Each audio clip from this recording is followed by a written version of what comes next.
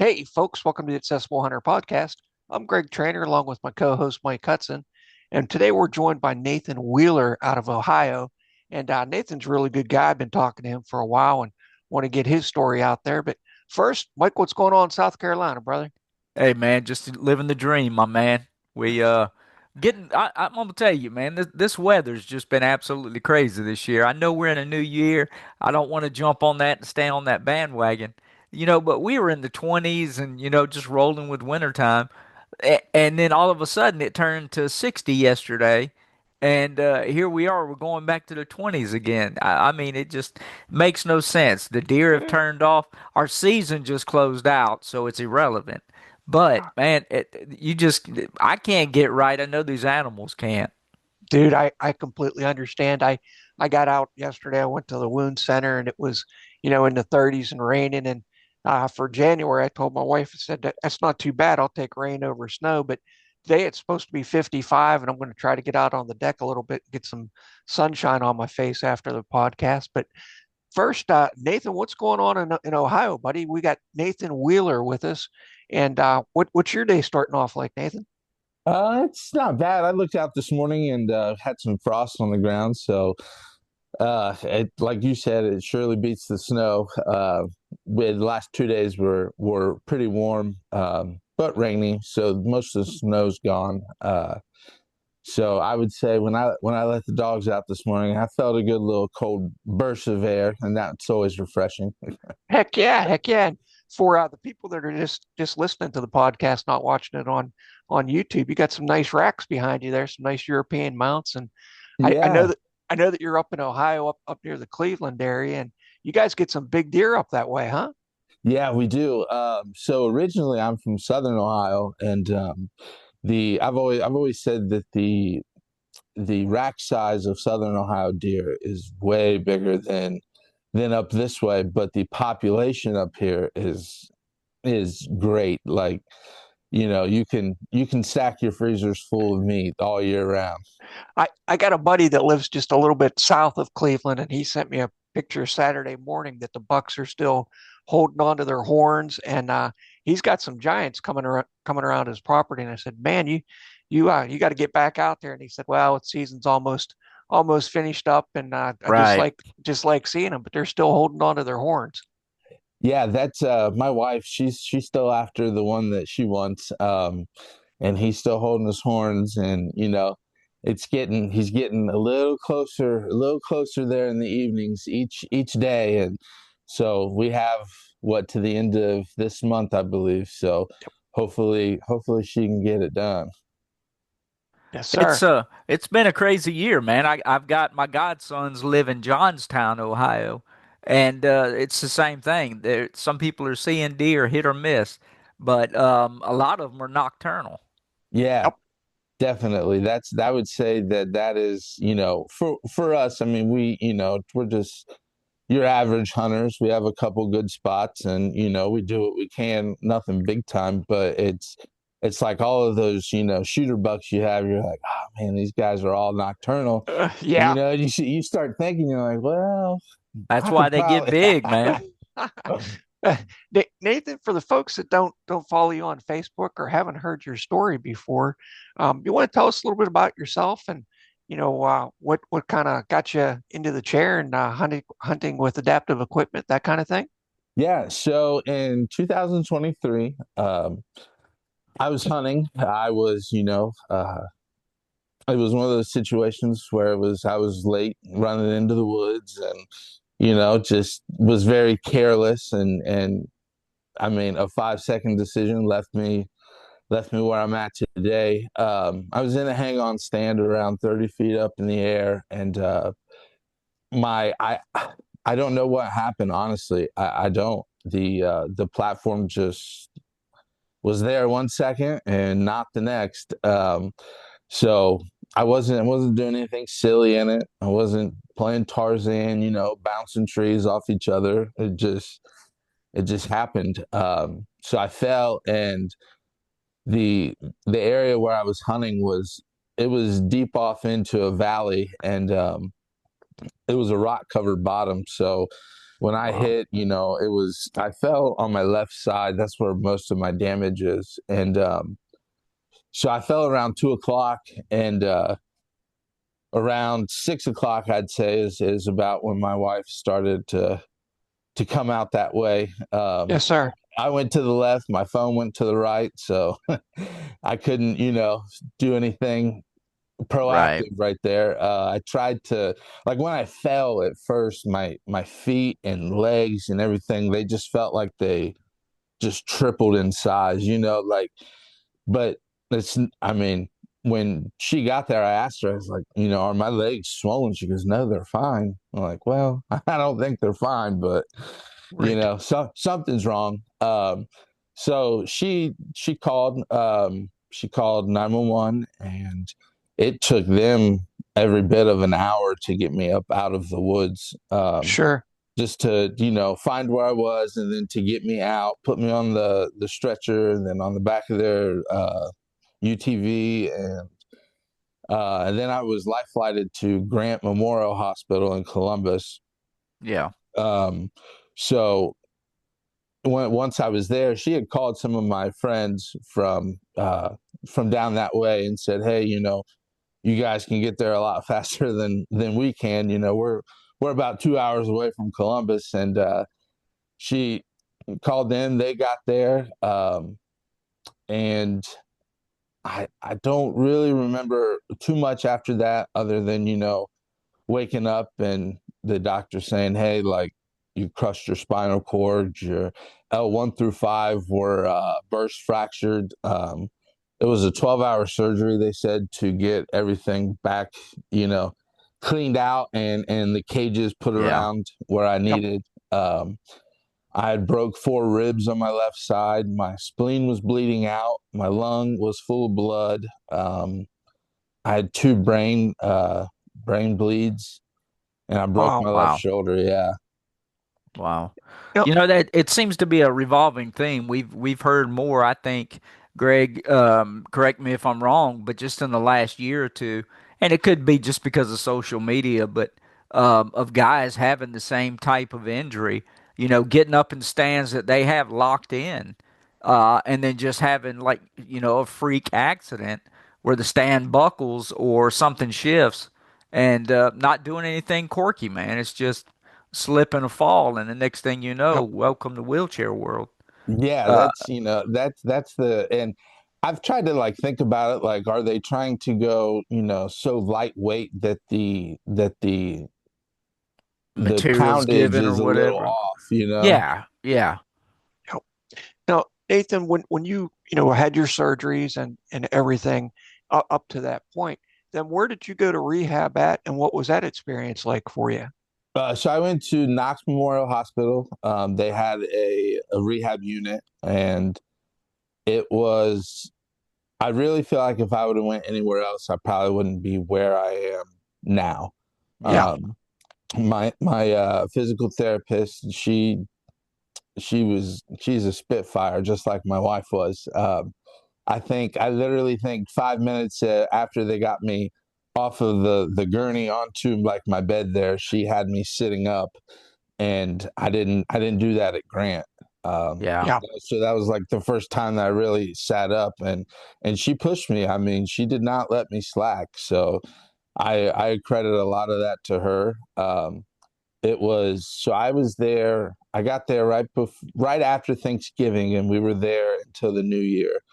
Gotcha. yeah, Um, yeah, so they had Christmas there in their big conference room. They had a tree, and we had presents for the kids, and we just spent that day together, and that was awesome. That was one of those things, like, okay, we can do this. Yes, yeah. sir.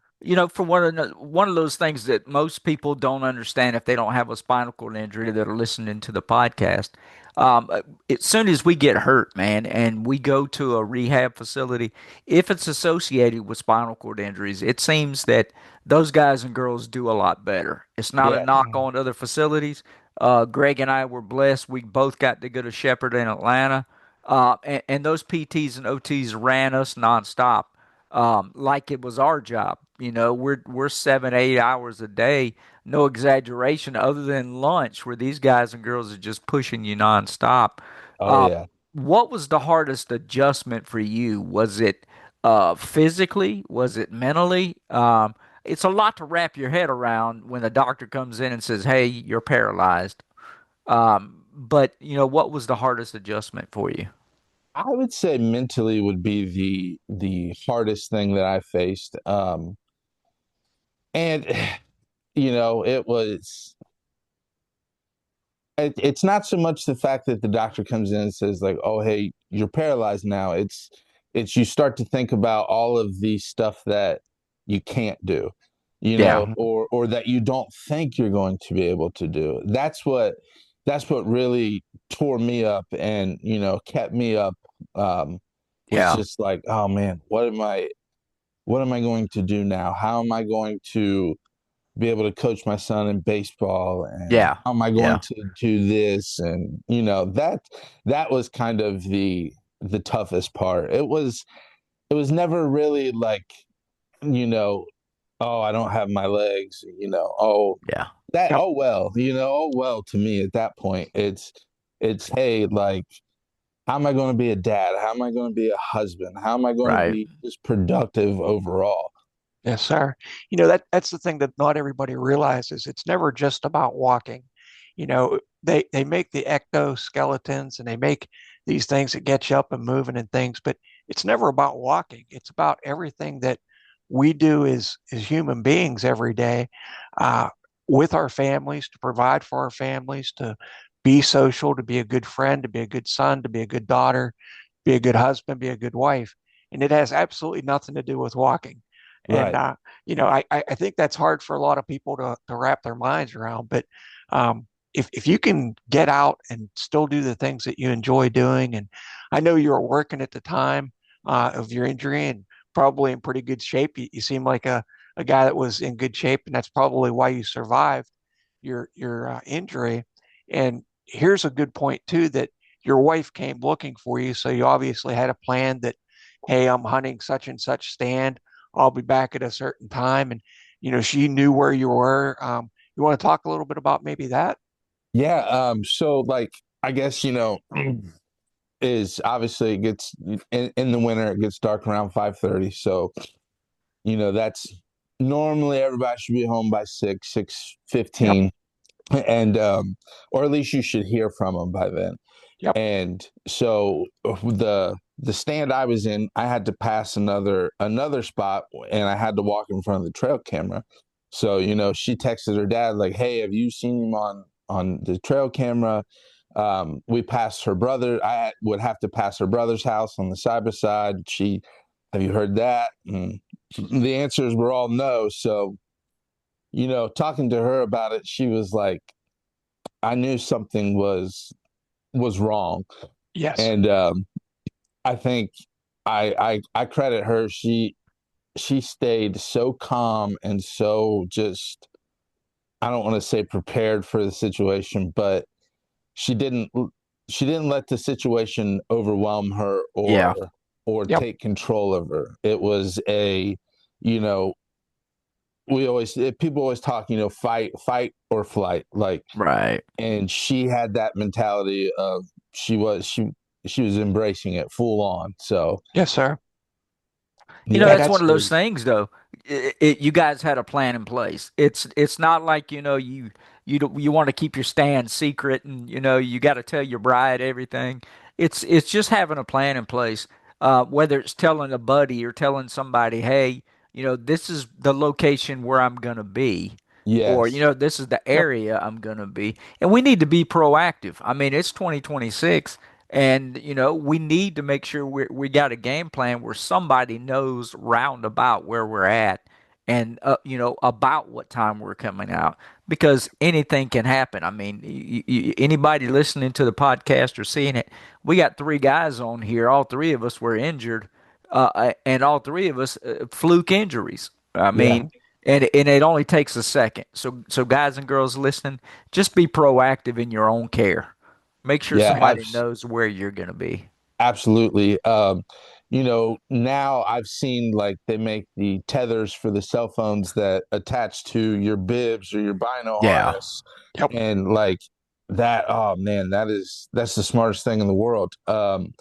Up here, obviously, we have a lot of Amish around us that don't carry phones. And when I go speak at like hunter safety courses or something, it's carry a whistle, carry something to Yep. get somebody's attention, from a distance. And that, I mean, I'm not saying it would have saved me in any other way. I'm a firm Sure. believer that, God Almighty has a plan for me, and this is my 100%. plan. And, I'm 100%. going to go out and do everything I can. But those are the steps that, maybe I should have done a little bit more information on But being. what a great tip that is, Nathan, that, something as simple as a whistle in your pocket, that technology doesn't go down. That battery doesn't die. You're not reliant on a cell connection to get help. If you're close enough, maybe somebody hunting would have heard that whistle, or it's just an easy way. It doesn't take up any weight in your pocket, doesn't take any room. And I never really thought about carrying a whistle, but that's an excellent point. That's a really good MacGyver solution right there. It gets back to some crazy stuff. These podcasts are always interesting because you never know really where they're going to go. But, Greg and I are old cavemen. When we got hurt, cell phones weren't even out, Right. Yeah. so that wouldn't have been a device. And, a lot of times we didn't even think about, are you going to get hurt? And we need to be a lot more proactive in having that safety kind of equipment there. Now, post injury, I definitely carry stuff like, a little first aid kit and some other Yep. stuff with essentials. But prior to my injury, never was a thought. Shoulder straps and harnesses, those weren't even out and about. A lot of times, you hate to say it this way, but we were taking just rope and tie yourself off to the tree. Yeah. If Uh, that. yeah, if that. And how many times do we climb up in an old cheesy wooden stand that our grandfathers built without any cause or pause to say, "Hey, is this screw going to come out?" Or is this wood rotten? It's a blessing we didn't get hurt a lot sooner. Exactly, buddy. Exactly. Now, Nathan, I know that you're blessed with a really good community. And, you know, prior to the podcast, I try to do a little background, on everybody. And it seemed like you guys had a really good fundraiser when you were first injured, and the community really rallied around you. Would you want to talk a little bit about the Killbuck community and what they did for you and your Yeah. family? So just I really, and I'll start off by saying if this would have happened to me anywhere else, I don't think I would have ever had the success that I've had. The community is giving. It's a community of, a true belief that we are put on this planet to help others in need. Absolutely. And that was just full force. So in July, it would have been July of 24, we put on a like a softball tournament and silent auction. And just we spent the day at the park there in town, and we watched softball and had fellowship with everybody. And I I couldn't tell you how many people were there, but I know I was one of the first ones there, one of the last ones to leave, and the parking lot wasn't empty until the games were over. So it was it was awesome. It's without that, I really, the spirits and the morale would have been probably a little low. Yeah. Absolutely. Absolutely. With everything that's going on in the world today, with all the crises that are going on, there are still just amazing people that want to help, great people that'll reach out to you and just wrap their arms around you and lift you up. I don't think they get the publicity or the recognition that they deserve. I know that you're involved with a couple of groups, and you said about talking to hunter safety courses. Being an advocate, what's that like for you? Did you do that earlier in your life, or was this after injury that you kind of advocate more? So it definitely was after injury. It would have been, let's see, it would have been 2000, the start of the 2024 season, is when I was asked to come speak at one. It was put on by an Amish man, and most of the attendees there were Amish, and it was it was eye opening for me because it's like, hey, this is what could happen to you. Like, Hmm. I don't want to scare anybody away from hunting, but Sure. I want to scare them into hunting safely. Yes, Yeah. sir. Is because honestly, I feel like if I would have had that, or if somebody would have explained it in depth more to me, like what could happen, man, I probably would have taken the extra, 15 seconds it takes to put on a harness. I would have done that. Yep. Yeah. You know, um, I like telling people, when we go to these things and they're like, oh well, they don't say it, but you can kind of tell they're like, oh, that'll never happen to me. Like, I Right. Absolutely. I thought the same thing. I thought I was bulletproof too, but Yep. Hmm. Yep. Yep. Yep. so some rocks in a expressway down a tree humbled me real quick. Yeah, oh yeah. Oh Yes, yeah. sir. You said something just a minute ago, being a man of faith, and I wholeheartedly agree with you that this doesn't happen by a happenstance. This is preordained. I mean, your last name is Wheeler. Come on, Yeah. you got to take kind of a rolling joke when it comes to that kind of stuff. But at the same thing, man, community goes a long way.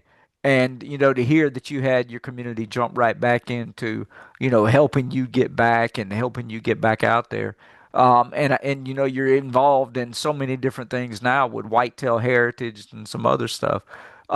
If you could go back and tell yourself prior injury, what would be one of those things that got you through um, not only the injury, but being able to help others in the community?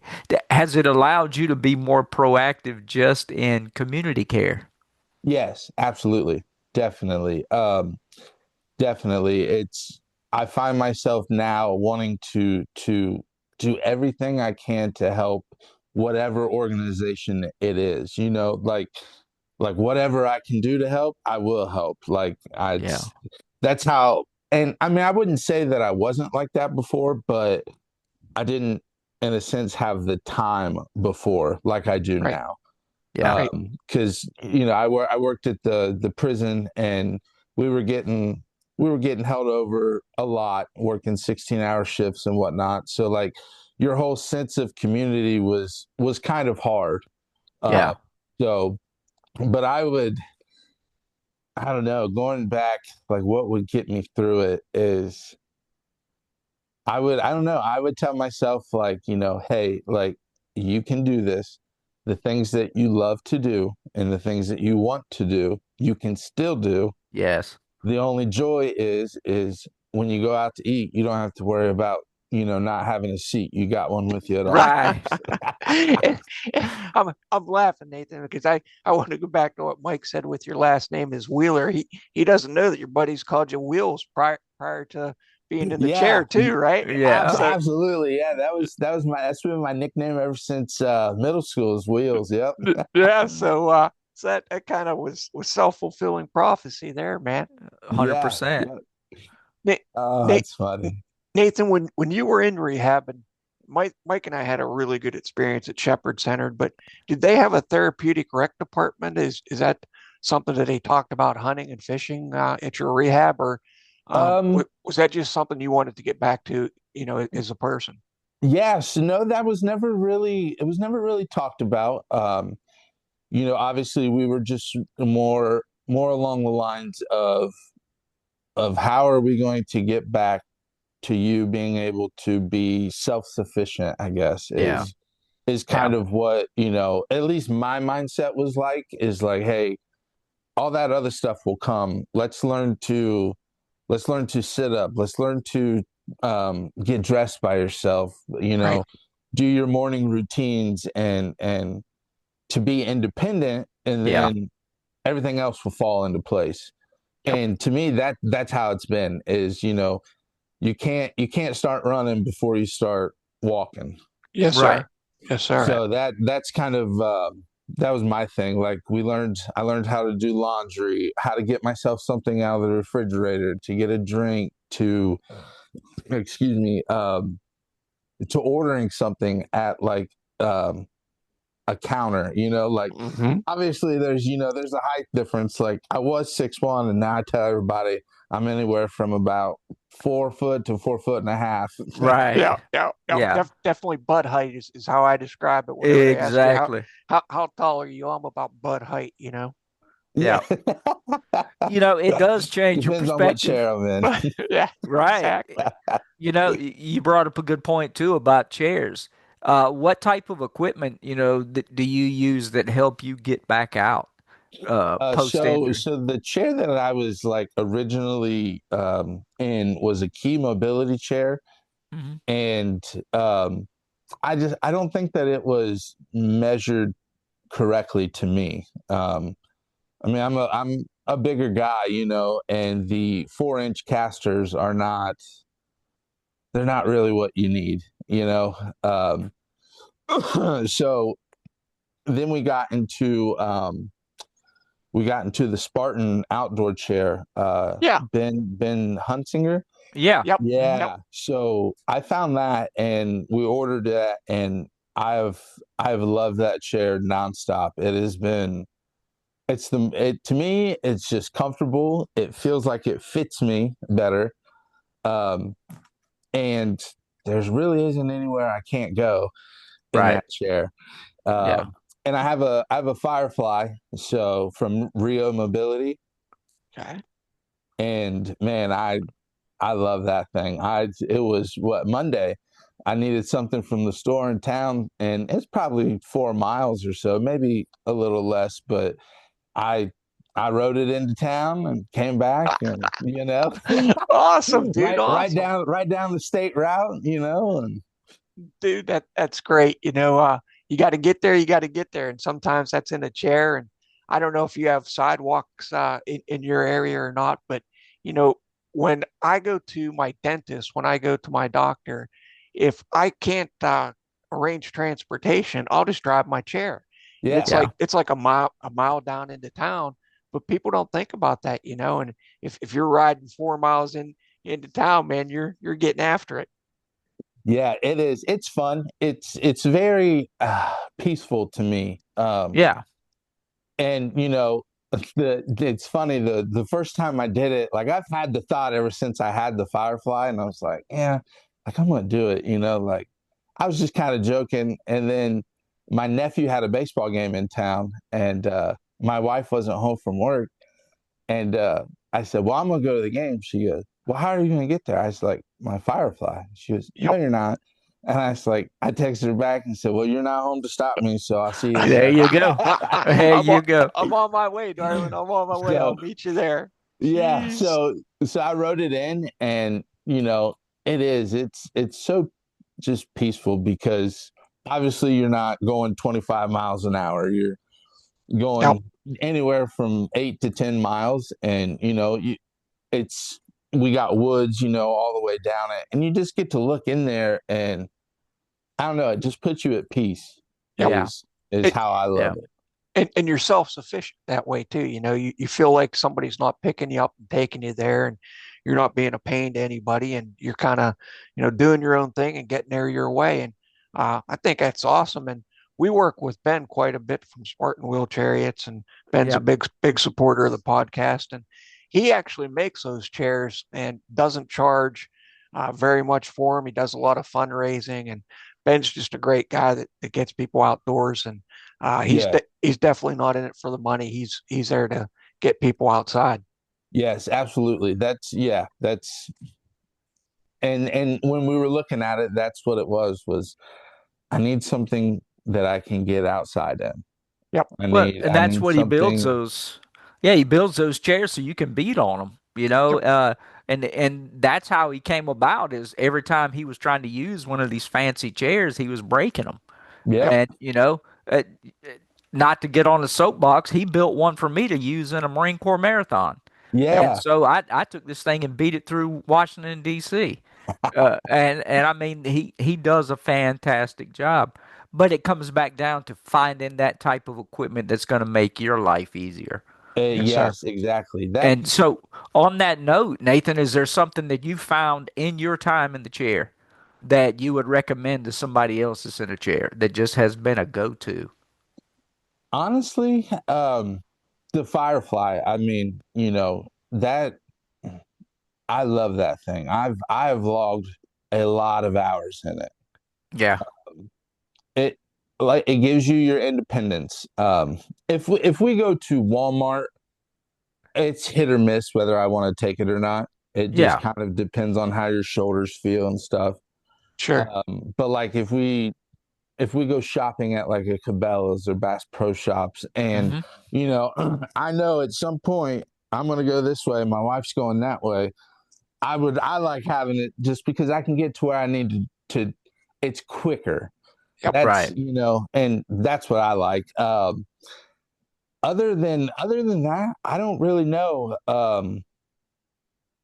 I think a fanny pack. I know it sounds just kind of like silly in a sense, but having to just have all of your stuff right Oh where you yeah. Access. need it is Yeah. you don't have to worry about it. Yep. Yep. And Ye- before I could swallow the pill of oh, I'm going to carry a fanny pack or a bino harness or something, it was I would have to tuck my phone, and then I would forget where it was. And obviously you don't think about, oh well, I better lift up my belly a little bit, I bet it's right there. Yep. Yeah. Yeah. The built-in equipment you have. But Ye- just simple stuff like that. It's I don't think you hit the nail on the head right there, Nathan, that it is simple stuff. One of the things I use all the time is a pencil. My wife just puts some duct tape on it, and I get the pencil in my mouth, and I can touch stuff that I can't you know reach a button for, or that kind of thing, or right. a stylus in my brace. But it is a lot of times the most simplest thing, whether it's duct taping a piece of parachute cord onto your door handle so you can pull your door shut behind you, Yeah. or what have you. I mean, it doesn't always have to be a $15,000 piece of high tech equipment. It could be something small, Right. and Yeah. Yeah, it uh, doesn't need to be one of the track chairs. It's like, man. yeah, yeah, we definitely MacGyver a lot of things, and I know Mike's got that Marine Corps mentality that if he can't buy it, he's going to make it. So Yeah. we're Beat it with a rock. We'll figure it out. we beat it to death with a rock and try to roll over top of it. So Yeah. Life is funny, man. We get here and we get to goofing around and laughing. And hey, guys and girls, when you're listening to this thing, understand guys get hurt. We usually die 10 years before our spouses do. And it's because we're doing the same thing and we're jumping right into a chair and rolling down the highway. Yeah. And it doesn't matter if we've got an injury, we're still doing the same dumb stuff. But that goes back to the sheer mentality. Life rolls on, man. And Yes. we can't allow these injuries to stop us from living. We just got to find new ways to get after it. So, Nathan, man, I truly applaud you for jumping right back into life and not letting it slow you down at all. Yeah, that was one thing I was kind of, when it first happened, was a big thing mentally for me, was how am I going to teach my son, like, Yeah, baseball or this or that. And we've adapted. That, I mean, yes, there's no other way to it other than to say that we have adapted. We can't throw ball in certain spots of the yard because it's obviously uneven, and if I reach too far I might roll down into the creek or something. yeah, So yeah, we've learned to where we can throw. And it's I don't know, it's been one of those things to where I want to do it for myself, but I also sure. want to do it to show him that no matter what Right. life throws at you, Yeah. If the 6 inches between your ears is pretty strong, you'll be okay. Yes, Yeah. sir. Yes, sir. And it sounds like you got a pretty supportive family, and you guys are pretty close. You know that they checked on the trail cams to see if you went in and out and things like that. So it sounds like you're pretty close to family and friends, and Yeah. as a community doing things together. And you brought up Whitetail Heritage of Ohio, and a friend of ours, Barb Terry, works a lot with that organization, and I know they get a lot of people that are first time hunters out. Is that how you initially got back into hunting, was with Whitetail Heritage? Yes, absolutely was. So it's literally where they have the like event is literally 15 minutes away from us. Awesome. So we put in the application, we got accepted, and it was 326 days after my accident that Wow. I harvested a doe. Wow. And that was through Whitetail Heritage, and seeing everything and being a part of it, it was like, okay, this I feel like, might be something that is getting called to me to do, Yeah. and I want to do it. And we talked to the guys, and um I went back this year, and was there all day long. And I'll be there all every year. Every year that I am able to go, I promise you, I'll be there. It's one of those things to where it's it's something bigger than yourself, Yep. Yeah. and Yeah. that's what honestly is what I love now. It's bigger than me. I am a Yeah. part of it to help all these kids and first time hunters or people that have disabilities. Is, hey, you can do this. Like, we can do this. I know we can. Nathan, you bring up a really good point that you can start something as a participant, and you see firsthand what it means to you to get back out there. You had the days count at 326 days since your injury that you were able to harvest a doe, and you realize how important that was to you. So what I'm thinking is, you're going to be doing that for other people in the future, and providing, mentorship or guidance. And is people with disabilities, we talked about Ben and Spartan wheel chariots. He's probably the same level as you. He couldn't get outside, so he built his own chair. So then you're in that chair, and then you go to Whitetail Heritage for an event, and now you're, advocating for those guys and working with them. And I know they got a banquet coming up here in a couple of months that maybe you want to talk about how people could support that organization. Yeah, so it's the annual banquet. It is on March 7th at the Mount Hope Center in Mount Hope, Ohio. You can check them on Facebook. You can order a table or tickets to go. And it's a blast. They have, you know, if you walk out of there and you don't win something, you must not be living on the right side of the dirt with that. But it is a very fun event. It's very community driven. It's very, giving back is what it is. And it's what it's all about, really, is, Yeah. it's giving back. And we do have raffle tickets. We have raffle tickets for a side by side. I want to say it's a Kawasaki, um, one of the big four-door Kawasaki's. I forget the Nice. actual, name to it there, but you can get tickets that way. You don't have to Right. be present to win. So um, it's a really awesome event that I wish, a lot of people could be there. Yeah. Awesome. It would have been last year's. Is I got the Conservationist of the Year award, and Fantastic. yeah, and I had to give a speech, and everything. And I've never given a speech in front of so many people to where is you look to the left and and you scan out and you try to have the good eye contact that they talk about when you public speak and stuff. And literally, it felt like I was starting a paragraph on the left side, and by the time I got to the right, it was on to the next paragraph. It was Yes, Yeah. sir. so many people there, and it's just it's one of the events, and I don't know. It it is near and dear to my heart. I think that it helped me a lot mentally. Um, Yep. and um, it's I don't know. It gave me the ability now to see, like, I like watching all the hunters come in. Yeah. Yes. Yeah, Yes. Yeah. like if somebody could say like, oh, well, what would be the perfect hunting season for you?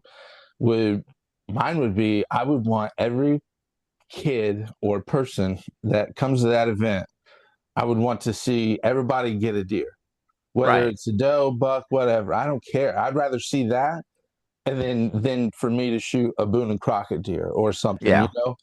Dude, like that's when you know you've made it. You're advocating at its highest point right there when you can enjoy and really love to see other people be successful.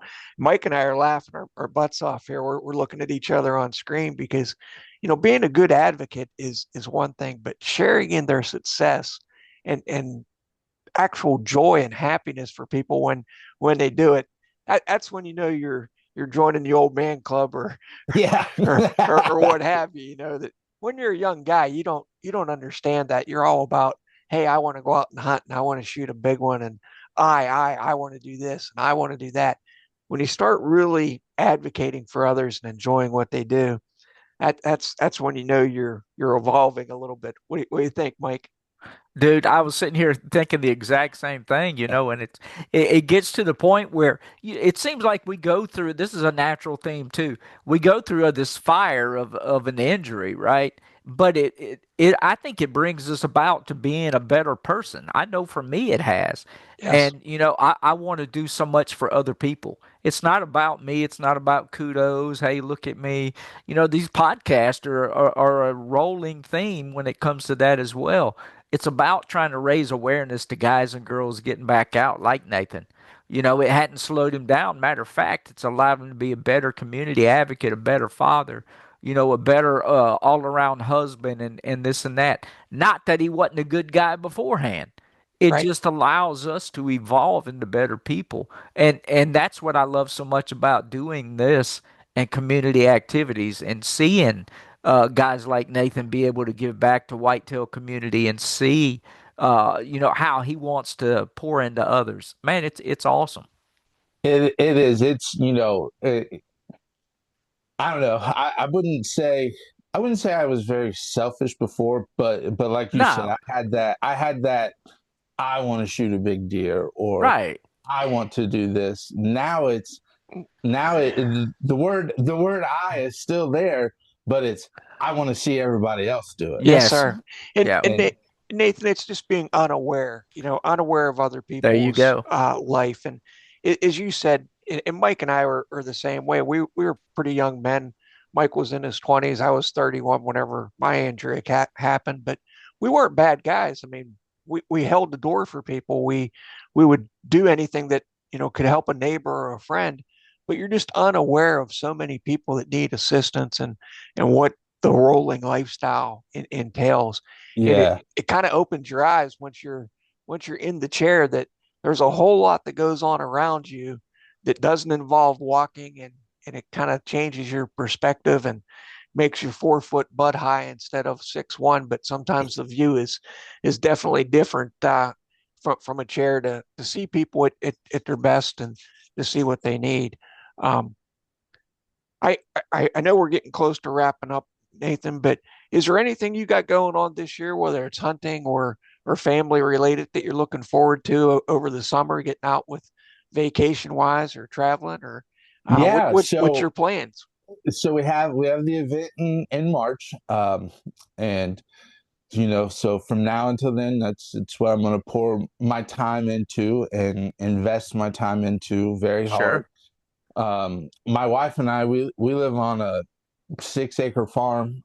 So she's about to have baby goat's kid. Oh, nice. Yeah, yeah. So that, and then I think last year we hatched out like 200 ducklings. So I will probably end up doing that again. A garden, um, baseball. Summertime for us is baseball, and Yes, sir. that is very fun. It's very rewarding. Yeah. And that's we're supposed to go to the beach, but I don't know. I'm See if excited, you can but fit it in yeah, there. I'm Yeah. Yeah. excited, but at the same time, it's like, oh man, like we're gonna spend like $5,000 on ice just for me sitting there. Yep. Yeah. Yep. Yep. Exactly, buddy. Exactly.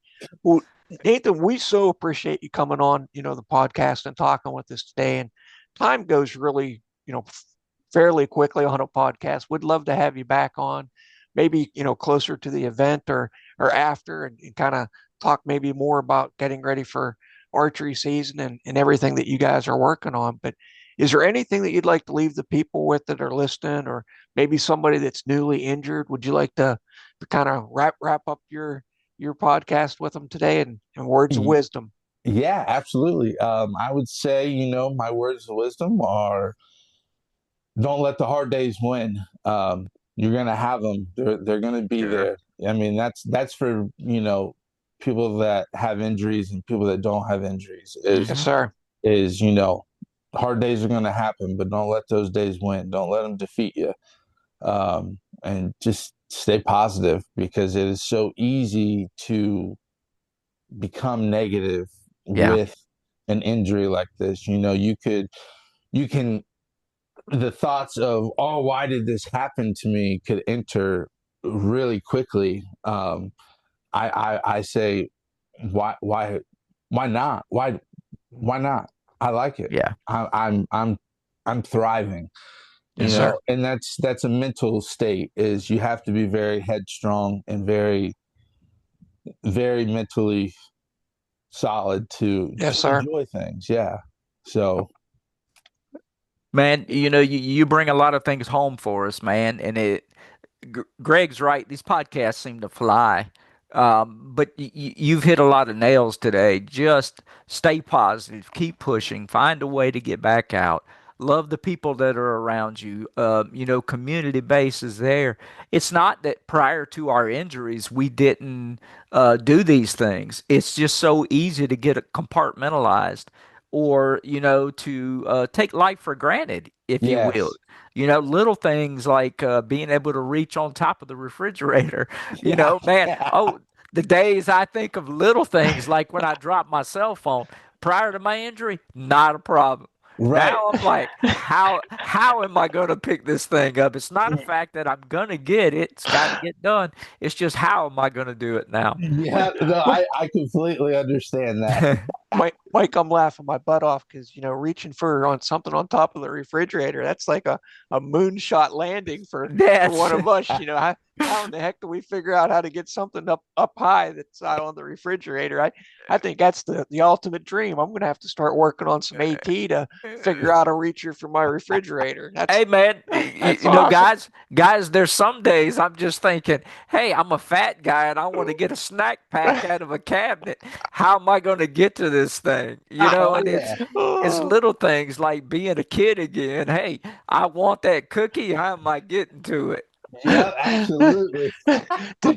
Dude, people just won't understand unless you're sitting in the chair. But man, we had a good time with you today, Nathan, and we really appreciate you coming on and talking with us. We'd love to have you back.